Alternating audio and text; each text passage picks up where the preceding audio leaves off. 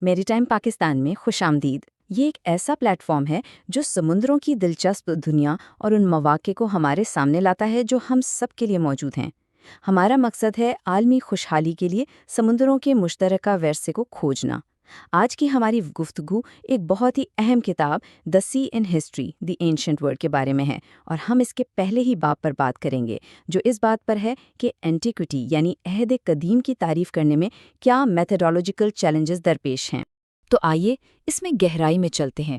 دیکھیں، یہ کتاب ہمیں دعوت دیتی ہے کہ ہم روایتی سوچ کو ایک طرف رکھ کر سوچیں، اور اس کا مقصد کوئی چھوٹا موٹا نہیں ہے، بلکہ یہ قدیم دنیا کی پہلی حقیقی معنوں میں ایک عالمی بحری تاریخ لکھنے کی ایک زبردست کوشش ہے۔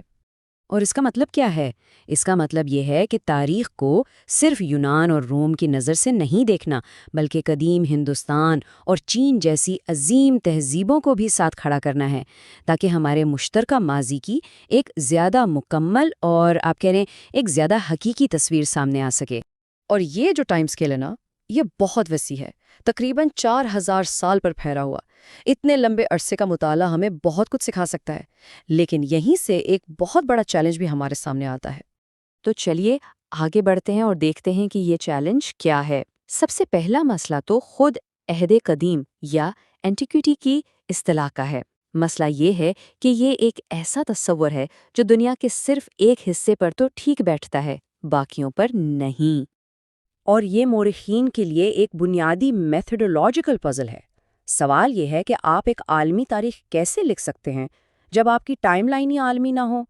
مطلب اگر ہمارا پیمانہ ہی ایک علاقے کا ہے تو اس سے پوری دنیا کی تاریخ کیسے ناپی جا سکتی ہے؟ تو جو اصطلاح ہم اس پورے دور کی بنیاد کے طور پر استعمال کر رہے ہیں، دراصل وہی فلاڈ ہے۔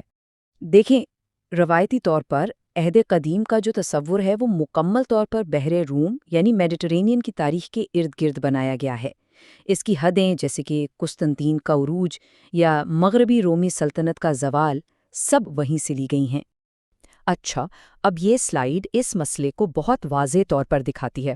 عہد قدیم کا یہ تصور روم کے لیے تو بالکل ٹھیک کام کرتا ہے، کچھ حد تک اس کے تجارتی پارٹنرز جیسے ہندوستان کے لیے بھی، لیکن جیسے ہی آپ اسے چین جیسی جگہ پر لاگو کرنے کی کوشش کرتے ہیں، یہ اپنی ساری ریلیونسی کھو دیتا ہے۔ کیوں؟ کیونکہ چینی تاریخ کا اپنا ایک بالکل الگ ٹائم لائن ہے، اپنے الگ واقعات ہیں۔ اور اس سے ایک دوسرا اور شاید زیادہ گہرا چیلنج پیدا ہوتا ہے، اور وہ یہ ہے کہ ہمارے پاس جو شواہد موجود ہیں ان میں خود بہت زیادہ عدم توازن ہے۔ یہ جو ڈاکیومنٹری امبیلنس ہے، یہ چارٹ اسے بہت خوبی سے دکھاتا ہے۔ پچھلے 150 سالوں میں جتنی بھی بحری آثار قدیمہ پر تحقیق ہوئی ہے، اس کا 90% سے زیادہ صرف اور صرف بحر روم پر ہوا ہے۔ تو ظاہر ہے نتیجہ یہ ہے کہ ہم اس خطے کے بارے میں باقی دنیا کے مقابلے میں کہیں زیادہ جانتے ہیں۔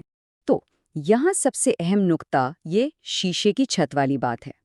یہ ایک بہت پاورفل میٹافور ہے۔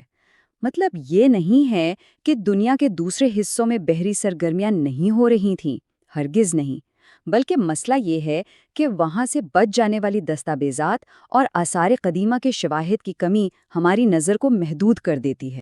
دیکھیں، مورخین صرف انہی شواہد پر کام کر سکتے ہیں جو ان کے پاس موجود ہوں۔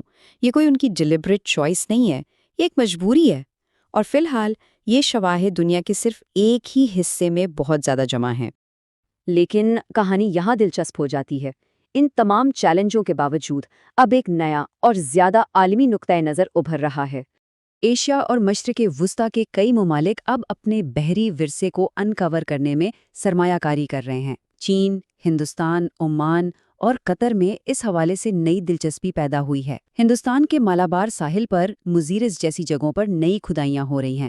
ہندوستان، سری لنکا اور چین میں انڈر واٹر آرکیالوجی کا باقاعدہ آغاز ہو رہا ہے۔ تو یہ سب مل کر کیا کر رہا ہے؟ یہ تاریخ کے اس ریکارڈ کو آہستہ آہستہ ری بیلنس کر رہا ہے۔ تو جو کچھ ہم دیکھ رہے ہیں وہ دراصل ایک سائنس ان موشن ہے۔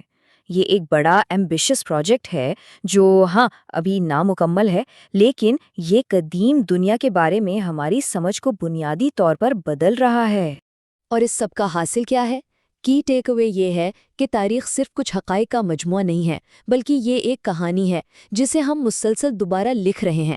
یہ سمجھنا کہ تاریخ کیسے لکھی جاتی ہے ہمیں اس بات کی اہمیت کا احساس دلاتا ہے کہ نئے شواہد کی تلاش اور پرانے نظریات کو چیلنج کرنا کتنا ضروری ہے تاکہ ہم اپنے مشترکہ ماضی کی ایک متوازن تصویر دیکھ سکیں۔ تو آخر میں یہ ایک سوچ رہ جاتی ہے کہ ہماری مشترکہ تاریخ کا کتنا بڑا حصہ ابھی بھی دریافت ہونا باقی ہے، جو بس لہروں کے نیچے ہمارا انتظار کر رہا ہے۔ ہمیں امید ہے کہ آپ کو آج کی گفتگو پسند آئی ہوگی۔ اپنے خیالات اور تبصروں سے ہمیں ضرور آگاہ کیجیے گا۔